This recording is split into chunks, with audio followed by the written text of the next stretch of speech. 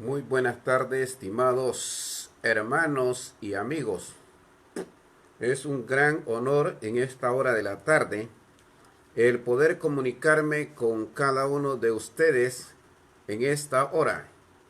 Y como siempre, amados hermanos y amigos, vamos primeramente a dirigirnos a nuestro Dios en palabra de oración. Oremos entonces a nuestro Dios en esta hora de la tarde. Padre que estás en los cielos, te alabamos y te glorificamos tu santo y bendito nombre.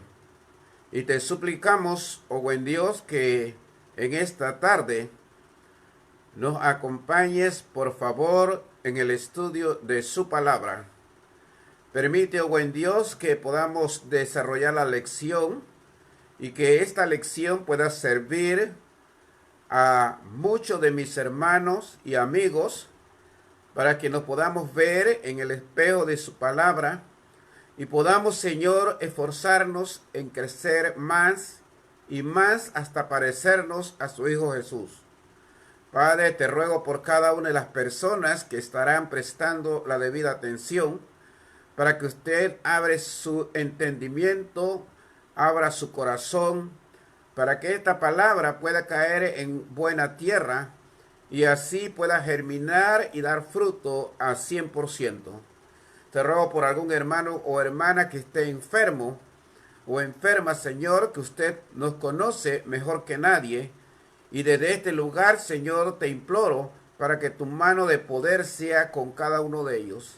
Trae, Señor, alegría y gozo al corazón de cada uno de tus hijos que vivimos en este mundo y que dependemos de usted. Es a través de Jesús en quien oramos y le damos las infinitas gracias, ahora y para siempre. Amén. Bien, mis amados hermanos y amigos, hoy vamos a ver si podemos concluir la parte que tenemos que ver con el fruto del Espíritu Santo. Por lo tanto, la lección de hoy tiene que ver con el fruto del Espíritu, parte 2. Parte 2. Y el texto que estamos analizando se encuentra en el libro de Gálatas, en el capítulo 5, en el verso 22 y el verso 23, donde el apóstol Pablo nos menciona el fruto del Espíritu. Y dice el texto sagrado de la siguiente manera. Dice, mas el fruto del Espíritu es amor, gozo, paz, paciencia, benignidad, bondad, fe, mansedumbre, templanza. Contra tales cosas no hay ley. ¿Verdad? Y el versículo 24 es importante. Pero los que son de Cristo han crucificado la carne con sus pasiones y deseos. Y si vivimos por el Espíritu, andemos también por el Espíritu. El versículo 26 tiene conexión con lo que estamos hablando. Y dice en el versículo 26, no nos hagamos vanagloriosos, irritándonos unos a otros, envidiándonos unos a otros. Y ya el versículo 1 del capítulo 6, que tiene que ver también con el tema, ¿verdad? Nos trata sobre un hermano sorprendido y cómo debe ser tratado. Si tenemos entonces el fruto del Espíritu, podemos entonces saber cómo tratar a un hermano cuando hubiere cometido una determinada falta. Y déjeme decirle, amado hermano, que inclusive en este estudio de la palabra de nuestro Dios, aún así, a pesar de los años, sigo aprendiendo más del Señor. ¿Por qué? Porque en esta vida no solo aprendemos, ¿verdad?, en nuestra juventud, en nuestra forma de ir a la forma de ser adultos, sino que aún en la vejez todavía estamos aprendiendo. Y es aquí donde yo quiero en esta hora detenerme un poquito para hablarle inclusive a algún colega, predicador, si está ahí sintonizado. Porque para mí hay una gran lección en este pasaje de la Escritura.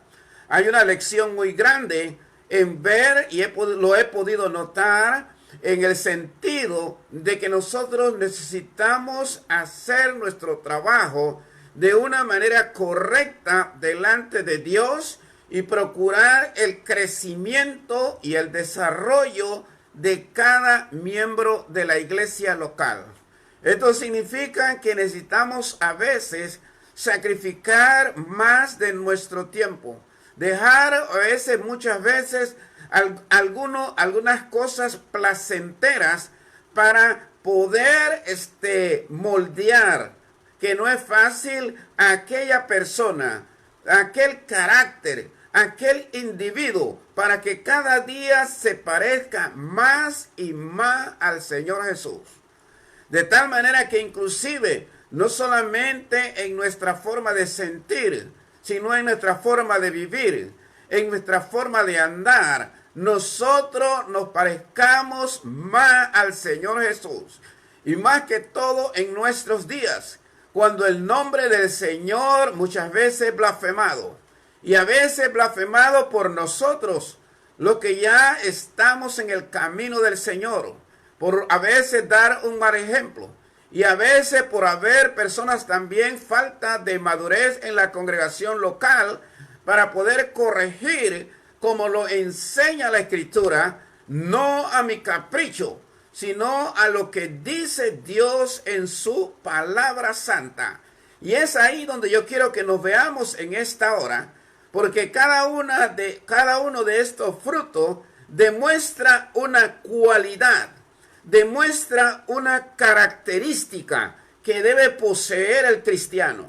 Y déjeme decirle con toda sinceridad que muchas veces los cristianos, y aún yo me meto en ese saco como predicador, pedimos oración, pero raras veces, y déjeme decirle que creo ninguna vez, y no quiero mentirles, ninguna vez he escuchado a algún hermano o algún predicador decir: hermano, yo quiero que ore para que yo pueda crecer en ese fruto que dijo el apóstol Pablo de ser benigno.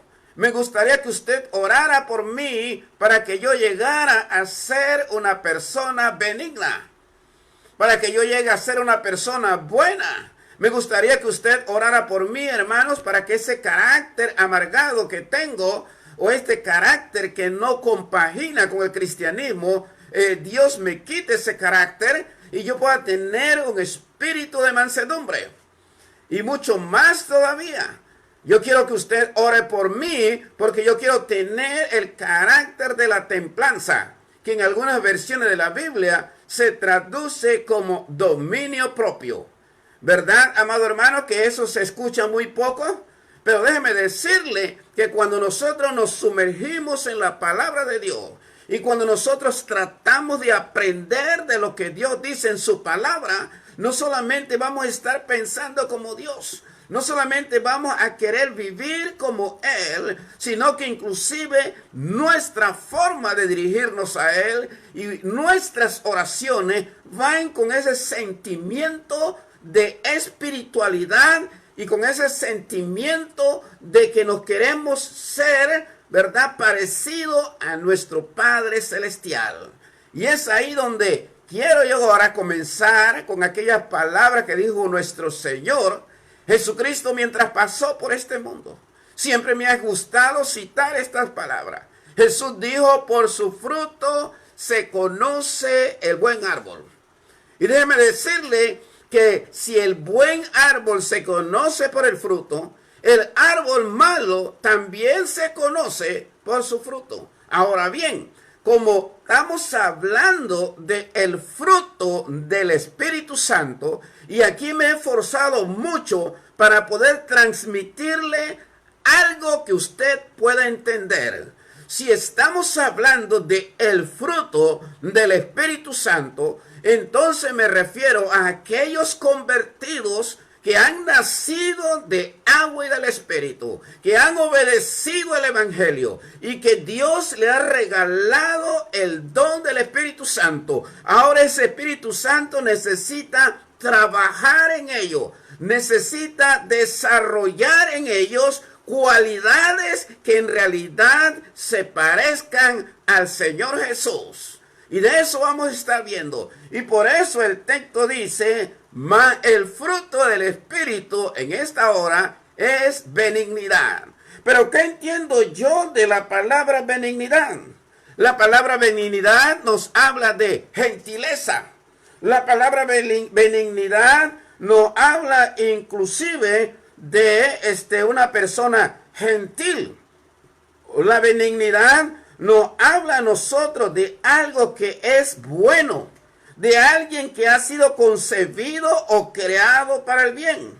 Déjeme decirle que inclusive muchas veces esta palabra tiene que ver no solo con personas, sino que tiene que ver inclusive con cosas que son intangibles. Por ejemplo, nosotros podemos hablar de alguna señora y podíamos ponerle el nombre de Juanita. Y nosotros podíamos decir que gracias a la benignidad de Juanita, un determinado pueblo, ¿verdad?, fue ayudado o aliviado del dolor. Entonces nosotros vemos aquí que la benignidad de Juanita ayudó a calmar el dolor. Y esto me ayuda para ir a entender lo que la palabra benignidad significa. Gentileza, cortesía, ternura, ¿verdad? Amabilidad. Y por eso le hablaba hace un rato que estas características muy pocas veces afloran en la iglesia del Señor. A veces hablamos de los grupos religiosos, pero necesitamos también hablar de la iglesia a la cual nosotros somos miembros y que estamos comprometidos con el Señor, con dar un ejemplo y una luz que debe alumbrar en el mundo. Acuérdense, amados hermanos, que Israel fue llamada dentro de todos los pueblos del mundo. Y Dios llamó a Israel con un propósito. Y el propósito era para que Israel fuera ejemplo de las naciones. La misma cosa sucede con la iglesia. Pero también la palabra benignidad puede ser usada en el campo de la medicina. La medicina habla, por ejemplo, de algo benigno, ¿verdad? Y cuando habla de algo benigno, significa en la medicina, ¿verdad?, que ha salido, por ejemplo, el resultado de algún examen de alguna persona y se dice en el examen que el mal que le afecta no es algo grave ni algo canceroso. Por eso nosotros oímos hablar a los médicos de algo que es benigno, de un tumor benigno, ¿verdad? De una enfermedad o de un mal benigno, que es algo secundario. Ellos utilizan esa palabra para hablar de algo que no es tan agresivo. Entonces, la Biblia utiliza esta palabra benignidad y la asocia, ¿verdad?, con algo que es excelente. Cuando hablamos de benignidad, estamos frente a una palabra que nos habla de algo excelente, de algo que nos habla de afecto, de algo que nos habla de ternura. Es muy importante eso. Pero, ¿qué dice la Biblia? Ese sería nuestro punto ahora. ¿Qué dice la Biblia acerca de la benignidad?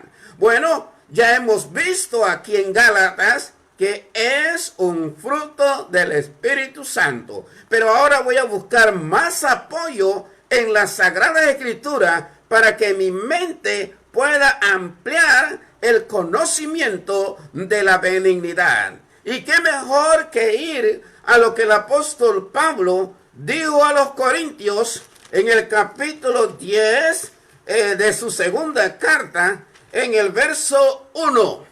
Y escuche al apóstol Pablo decir: cuando él iba a visitarle a ellos. Y ellos estaban en fornicación, en pleitos. Y Pablo tuvo que decirle que él, cuando estaba presente, él era calmado.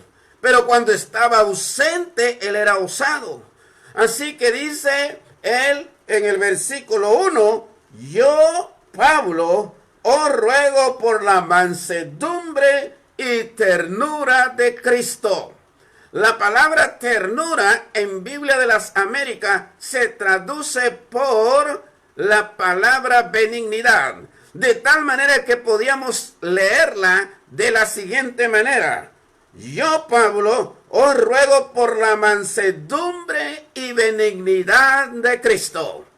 Cristo es nuestro ejemplo en la benignidad. Y Pablo le está diciendo que él no quiere ir a Corinto como el Pablo que ellos conocen, como el Pablo que a veces es demasiado sobrellevadero, como el Pablo que a veces es demasiado agresivo. No, él quiere ir con la ternura y con la misericordia de Cristo. Ahora el apóstol Pedro es otro de los escritores del Nuevo Testamento. En el capítulo 2 de su primera carta, después de decirle a los hermanos de El Ponto, de Galacia, de Capadocia, que deben desechar pues toda malicia, hipocresía, envidia, pasa a decirle en el verso 2 que deben desear como un niño recién nacido la leche espiritual no adulterada para que por ella crezcáis.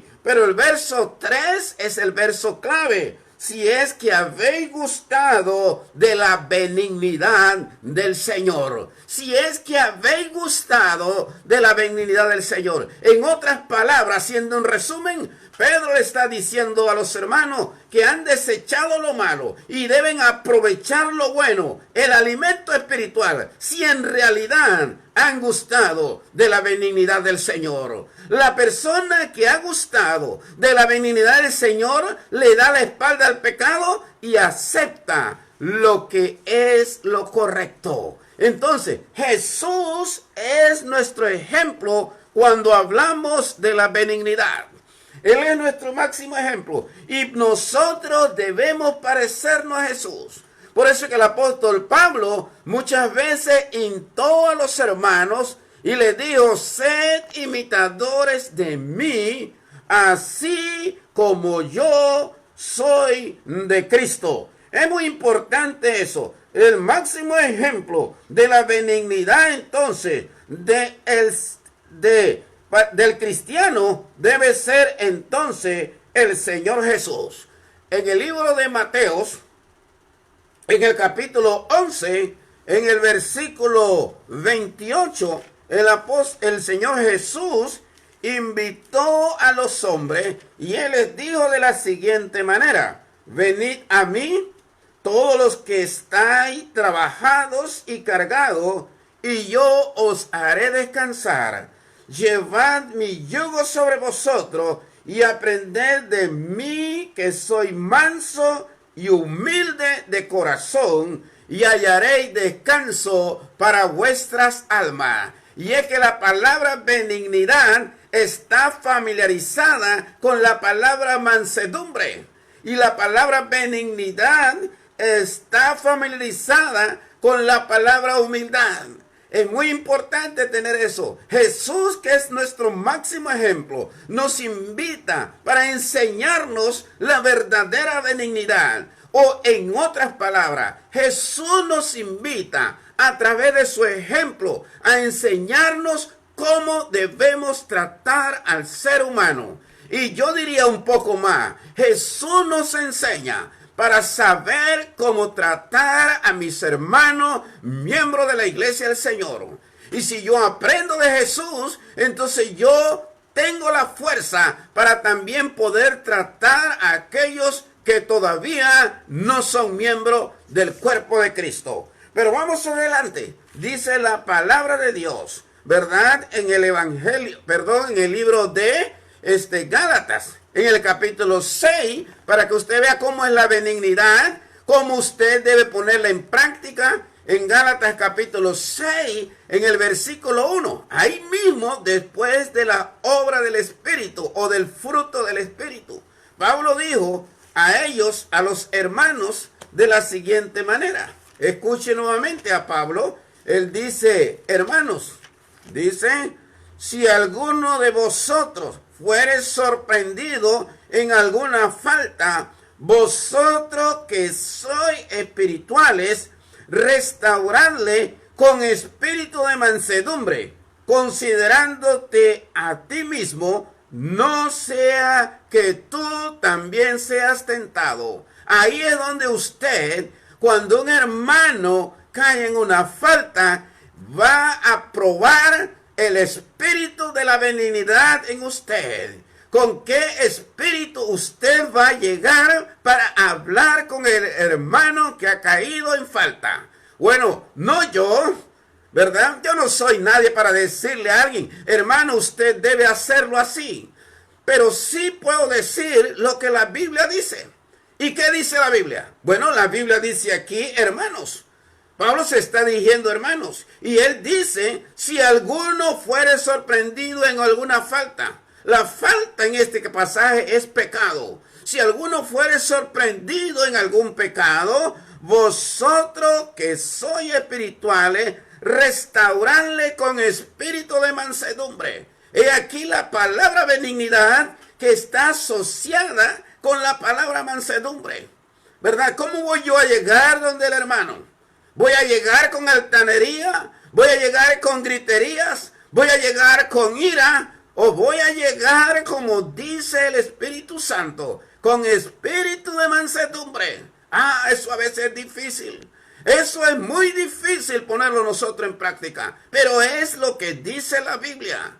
Dice, ahora, considerándote a ti mismo, yo debo mirarme, ¿verdad? Que soy humano y puedo caer en una falta. Y yo quisiera aprender de esta falta, cómo me gustaría que me trataran a mí. Es lo que dice Pablo. Vosotros que sois espirituales, restauradle con espíritu de mansedumbre, ¿verdad? Y sigue diciendo, no sea que también tú seas tentado.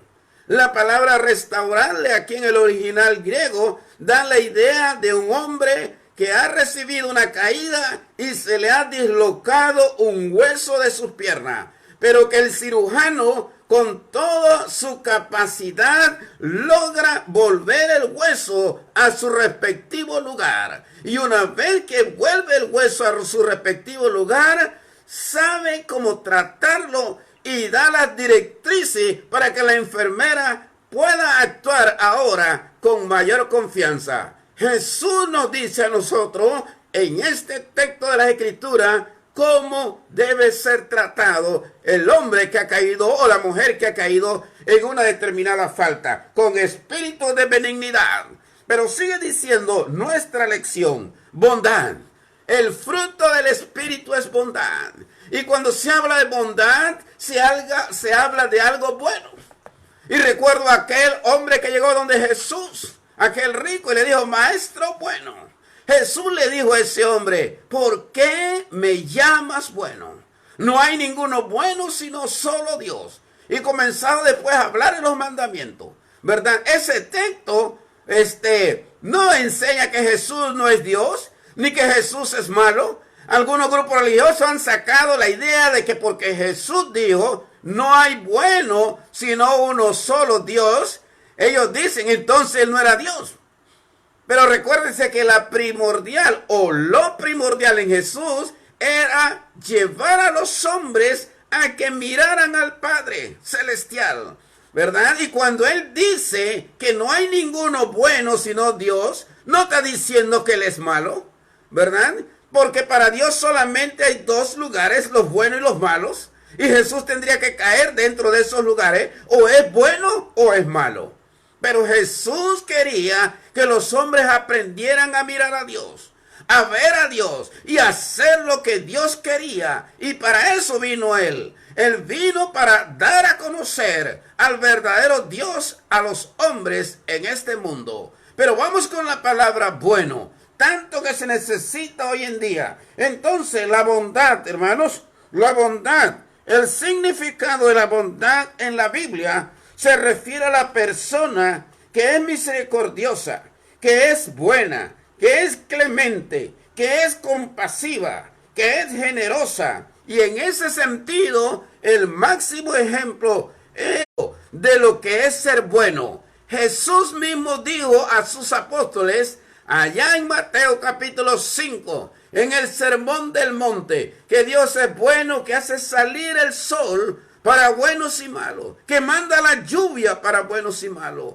y insta a los apóstoles a ser como vuestro Padre que está en los cielos, ¿verdad? Que hace salir su sol para buenos y malos. Y por eso Él manda que no seamos vencidos por lo malo, sino vence al mal con el bien. Es difícil. Jesús nos está hablando de personas que se han esforzado por desarrollar la vida espiritual. Jesús está hablando de personas, y Pablo, que han crecido en el camino del Señor.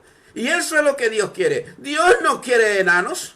Dios quiere que nosotros nos desarrollemos, que tengamos una buena musculatura, que nuestra mente pueda ser ampliada, que nuestro conocimiento pueda ser engrandecido. Eso lo quiere Dios.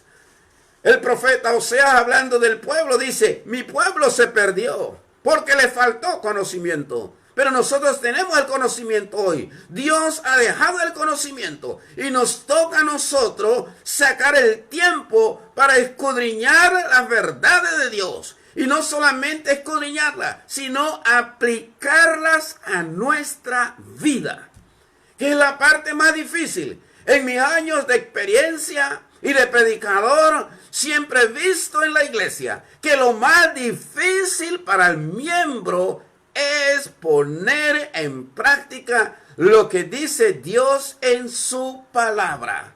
Pero es la única forma de ir al cielo. La forma de ir al cielo es poner en práctica lo que dice nuestro Dios en su palabra. ¿Qué se nos manda entonces a nosotros con lo bueno? Bueno, hay muchas cosas. Por ejemplo, en Gálatas capítulo 6.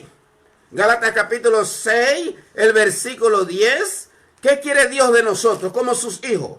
Bueno, versículo 10 dice, así que según tengamos oportunidad, hagamos bien a todos y mayormente a los de la familia de la fe. Eso quiere Dios de nosotros. Dios quiere que nosotros, que el cristiano haga bien a todos y mayormente a los de la familia de la fe. ¿Qué más Dios quiere de nosotros? Bueno, en Romanos 12:9 dice Pablo, el amor sea sin fingimiento, aborreced lo malo, seguid lo bueno. Eso es lo que Dios quiere, que yo aborrezca lo malo, pero que yo siga lo bueno. En el verso 21 nuevamente Pablo dice, no seas vencido de lo malo, sino vence con el bien el mal. El cristiano ha sido llamado para hacer el bien a los hombres. Y de esta manera, Dios entonces traerá bendición a tu vida. El mundo allá es el que le gusta vengarse.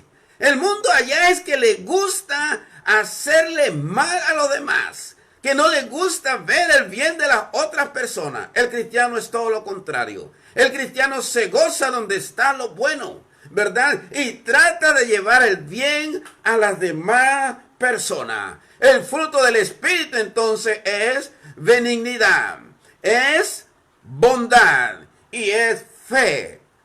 El siguiente fruto del Espíritu, fe.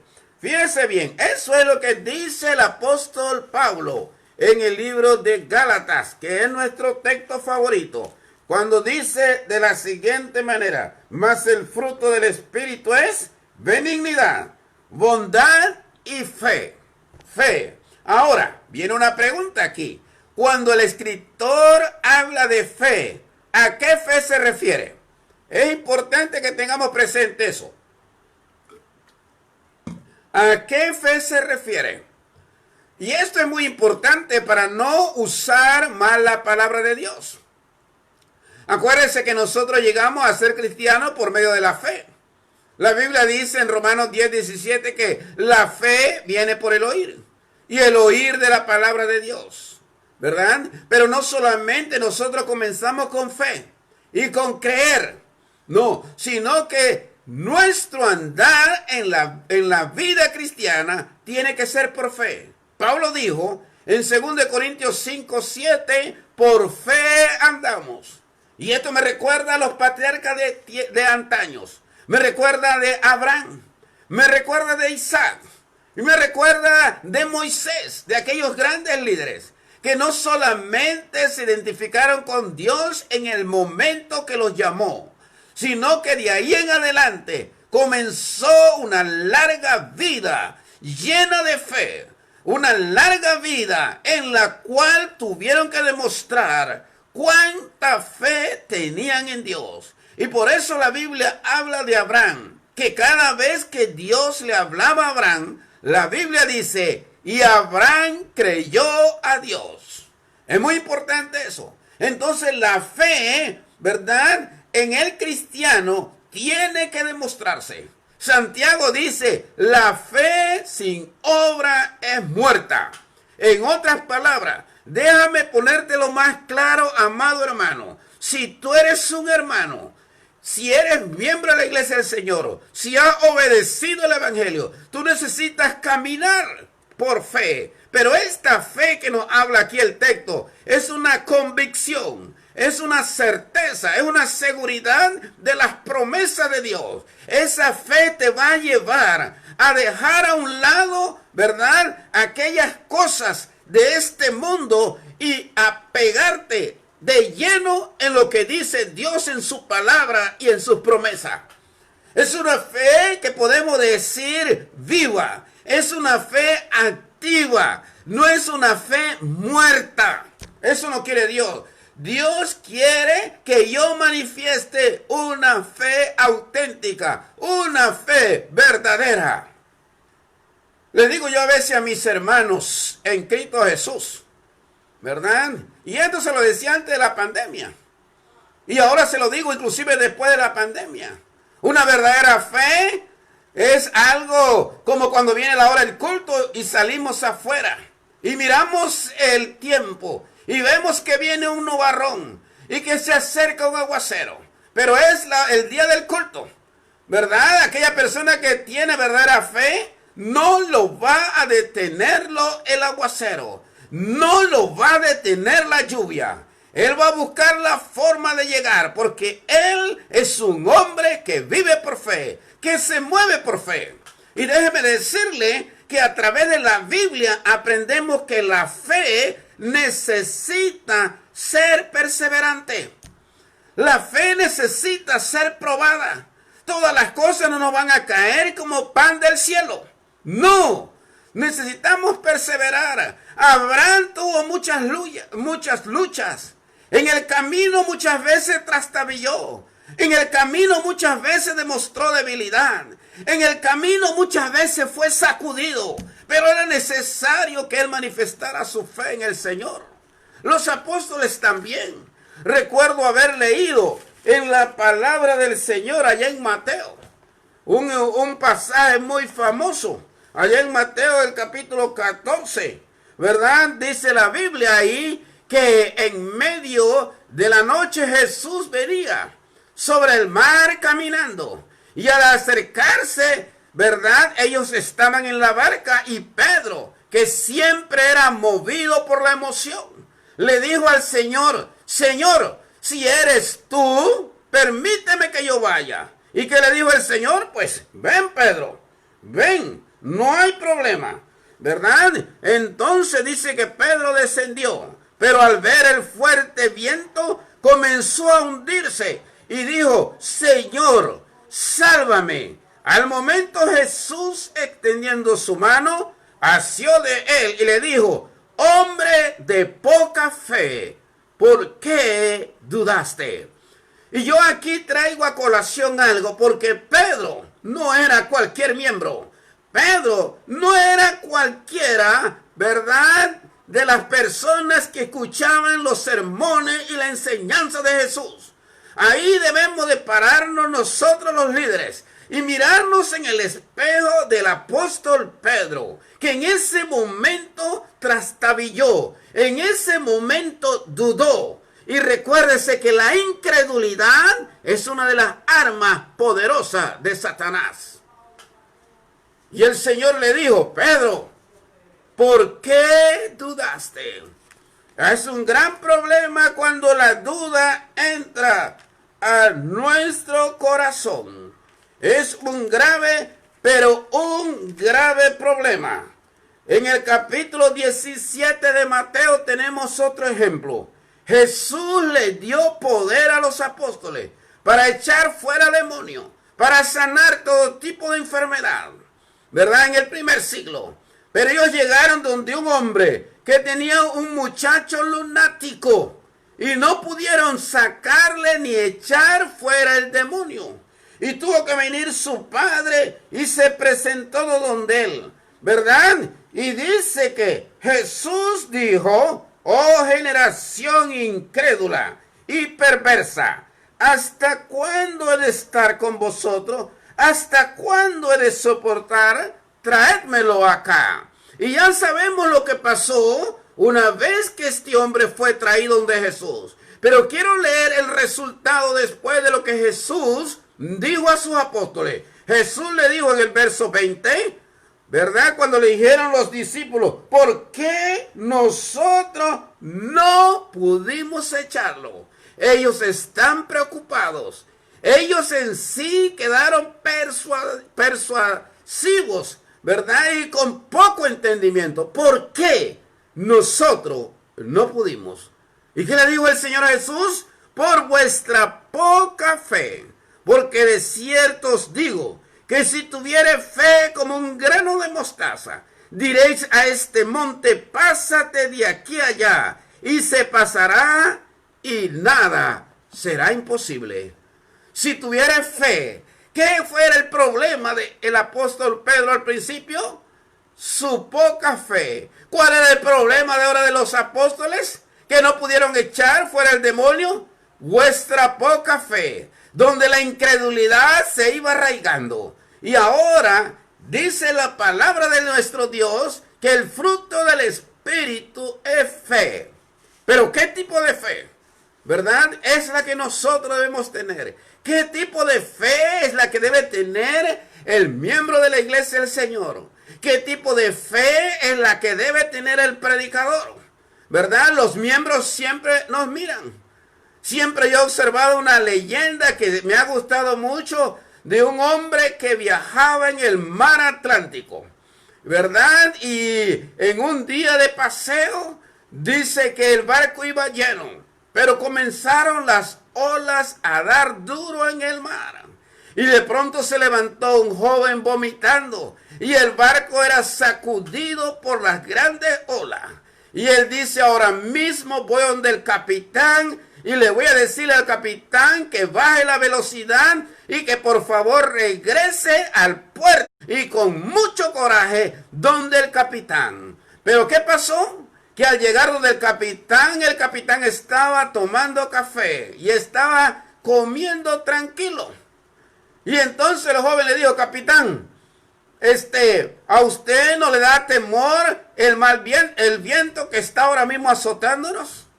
Y el capitán le dijo: tranquilo, joven, hoy no está haciendo mucho viento como en otras ocasiones. Tenga calma y paciencia, que vamos bien ahora mismo. Y el joven se quedó mudo mientras el capitán manejaba el barco en medio de la tempestad.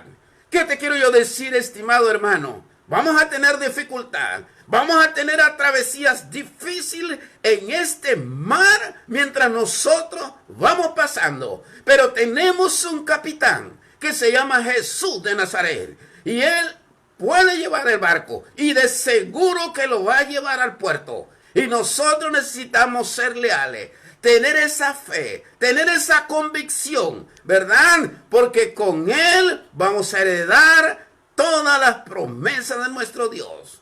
Así que el fruto del Espíritu es fe. Y en realidad se necesita mucho de la fe. Yo podía hablarles en esta hora de los héroes de la fe. Podía hablarles de Noé, que por más de 120 años estuvo trabajando en ese arca. Mientras la gente se burlaba de Noé, ahí estaba Noé con su fe, creyendo la palabra de Dios. Yo podía hablarles inclusive de Moisés, que rehusó llamarse hijo de la hija de Faraón, que prefirió mejor identificarse con el pueblo de Dios, con el sufrimiento, con el martirio, que gozar de los deleites temporales del pecado, porque tenía puesta su mira en el galardón. Yo podía hablarles de Abraham, que no vio la ciudad, ¿verdad?, celestial físicamente, pero que por la fe la miró y la saludó. Y dice la Biblia que él vino a ser heredero de una gran promesa, de la cual nosotros también venimos a ser hijos. Y podía la lista ser grande. El libro de Hebreos, en el capítulo 11, nos dice que el mundo antiguo no era digno de estos hombres. Entonces, ¿tiene usted fe para seguir en el camino que ha tomado? ¿Tiene usted fe para perseverar en el camino del Señor? Hermano, si usted tiene fe, yo lo quiero felicitar. Y si ha habido adversidad en el camino, si ha tenido pruebas en el camino, párese valiente y siga adelante en este camino, porque te espera un galardón inmenso. Y sigue diciendo la Biblia, porque el tiempo va rápido, amados hermanos, el fruto del Espíritu ahora es la mansedumbre. Otra palabra importante aquí, la mansedumbre. ¿Y qué significa esa palabra mansedumbre? Es una virtud interna, ¿verdad? Es una virtud que modera la ira y sus efectos desordenados. La mansedumbre es tener todo bajo control, hermanos, ¿verdad? Y el máximo ejemplo está en Jesús. Y en la palabra de Dios tenemos ejemplos grandes como para demorarnos un buen tiempo. Pero quiero dedicarle por lo menos unos 4 minutos para hablar de la mansedumbre. En el mundo, las personas piensan que el hecho de ser manso muchas veces lo interpretan como cobardía, como una persona tonta, porque no le quiso hacer frente a algún problema, o alguna pelea, o alguna discusión. Pero es una persona que era mansa, ¿verdad? Pero aquí no estamos hablando de una persona que es mansa naturalmente. Aquí estamos hablando del fruto del Espíritu, que por el hecho de obedecer el Evangelio, que por el hecho de ser miembro del cuerpo de Cristo y por el hecho de estar aprendiendo de la palabra de Dios, Él se ha ido moderando su vida y su carácter. Y por eso muchas veces algunos eruditos citan el ejemplo de un caballo cuando va a ser domado. Fíjese usted, cuando si ponemos un ejemplo de un caballo que nunca ha sido montado, es un caballo que tiene un gran poder, es un caballo que tiene una gran fuerza. Hay caballos inclusive de más de 500 kilos. Es decir, que puede llegar a 1000 libras. Y que si le dan a usted un golpe, puede ser inclusive ese golpe mortal. Pero vemos como un hombre hace el esfuerzo por domar ese caballo. Y pasa horas y pasa días, inclusive pasa semanas, hasta que por fin logra domar este poderoso animal. Entonces, ¿qué es lo que nosotros podemos ver y hacer la pregunta? ¿Ha perdido este caballo la fuerza? La respuesta es no. No ha perdido la fuerza, no ha perdido el vigor, sino que ahora la fuerza está bajo control. Así mismo es. Amado hermano, yo no sé cómo ha sido tu carácter antes de venir a Cristo. No sé, ¿verdad? Pero en Cristo el hombre y la mujer pueden ser cambiados. Puede ser cambiado su carácter. puede ser cambiado sus pensamientos, puede ser cambiado sus actitudes. Y es ahí que al ser cambiado nos vamos a parecer más al Señor Jesús. Y es ahí donde demostramos lo que la Biblia llama el fruto del Espíritu Santo. ¿Verdad? ¿Quiere usted saber si tiene el fruto del Espíritu Santo? ¿Quiere usted saber, amado hermano, si tiene el Espíritu Santo? Es muy importante esto. Ahora, ¿cómo manifiesto yo este espíritu de mansedumbre? ¿Cuando todas las cosas me van bien? No cuando todas las cosas me van bien. Por ejemplo, usted que es conductor, ¿cómo se siente cuando es rebasado por otro conductor? ¿Cómo se siente usted cuando va, por ejemplo, al supermercado y está en la fila y de pronto viene alguien y se le mete adelante? ¿Cómo se siente usted? ¿Cómo se siente usted cuando va al centro de salud o va a la caja del Seguro Social y toma un cupo y tal vez se descuidó y cuando acuerda hay otro por delante? ¿Cómo lo toma usted? ¿Lo toma con espíritu de mansedumbre, teniendo en mente que usted es cristiano? Pero no solamente ahí, tal vez con el mundo usted lo pueda aplicarlo. Pero ¿qué de nosotros en la iglesia? ¿Manifestamos nosotros ese espíritu, verdad? A veces no lo manifestamos. A veces no lo manifestamos. Y triste es inclusive que a veces inclusive nosotros los líderes principales en la iglesia del Señor no tenemos ese espíritu. Se nos conoce afuera de la capilla, afuera del templo, por la hermandad, como una persona de un espíritu agresivo, como de un espíritu altivo, como de un espíritu, ¿verdad?, totalitario, como un espíritu gobernante, como un espíritu de un militar. No, debe conocérsenos a nosotros como alguien que tiene el Espíritu de Cristo, que en medio de la dificultades, en medio de lo que estaban haciendo con Jesús, en medio del juicio que Anás y Caifás, inclusive Pilato le estaba haciendo a Jesús, Jesús tenía el espíritu de mansedumbre. Eso es muy importante. No lo pudieron sacar de casilla. Tremendo eso, hermano. Se dijeron muchas cosas, ¿verdad? Allá en la cruz, hermano, le dieron de bofetadas. Lo insultaron, lo golpearon, pusieron una corona de espina, pero él estuvo capaz de orar por sus adversarios. Él tenía la mansedumbre dentro de sí. Y digo esto, hermano, porque vamos al último fruto del Espíritu, que es templanza. La palabra templanza, hermano, que también es traducida en algunas versiones de la Biblia como dominio propio. Es la capacidad de dominar los deseos, ¿verdad? Los deseos que muchas veces se levantan en el hombre interior. Y no piense solamente en los deseos sexuales. Puede ser, ¿verdad?, en los deseos del chisme. Puede ser en los deseos de la murmuración. Puede ser en los deseos de la fornicación. Puede ser en los deseos del alcohol. Puede ser en el deseo del dinero. Infinidad de cosas, pero tengo dominio propio. A veces nosotros nos preguntamos, ¿por qué yo estoy así? Fíjense bien, en algo tan sencillo, por ejemplo, ¿por qué yo tengo deudas? Sí, usted se ha preguntado a veces por qué tenemos deudas. Y la respuesta es sencilla. Hubo un momento dado de nuestra vida en la cual muchas veces no tuvimos dominio propio. No que esto sea en toda situación, tampoco me malentienda. Hay situaciones que a veces ameritan, ¿verdad? Pero no que es costumbre de la persona. También uno puede expresar que uno necesita tener dominio, inclusive hasta para comer, para no volverse glotón, porque la glotonería no es aceptable ante Dios. Entonces los deseos son controlados y Dios ha dejado esta capacidad. Y nos dice la palabra de Dios que el fruto del Espíritu. Yo necesito tener dominio propio para dominar mi palabra, para dominar la lengua.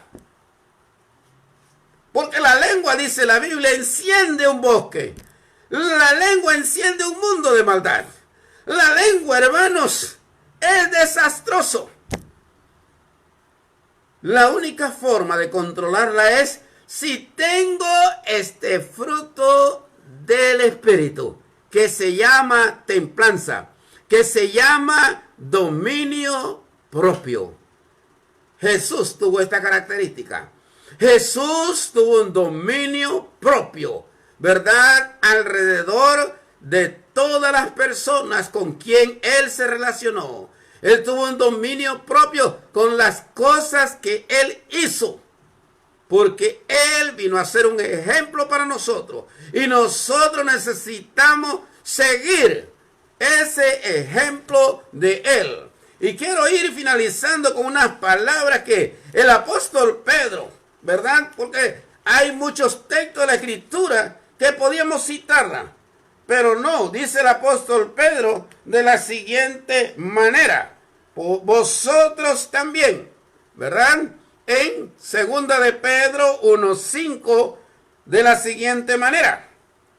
Vosotros también, poniendo toda diligencia, por esto mismo añadid a vuestra fe virtud, a la virtud conocimiento, al conocimiento dominio propio, al dominio propio paciencia, y a la paciencia piedad, etcétera. Dominio propio. Yo me pregunto ahora, hermano y hermana, ¿cuál de este fruto del Espíritu nos hace falta a nosotros? Nos hace falta a nosotros cuando comenzamos, son 9. En este pasaje de Gálatas, nos hace falta amor, ¿verdad? Nos hace falta el gozo, nos hace falta la paz, nos hace falta la paciencia, nos hace falta la benignidad, nos hace falta la bondad, nos hace falta la fe, nos hace falta la mansedumbre, nos hace falta la templanza o dominio propio. Entonces ahora sé por qué debo orar, ¿verdad? A Dios por mí.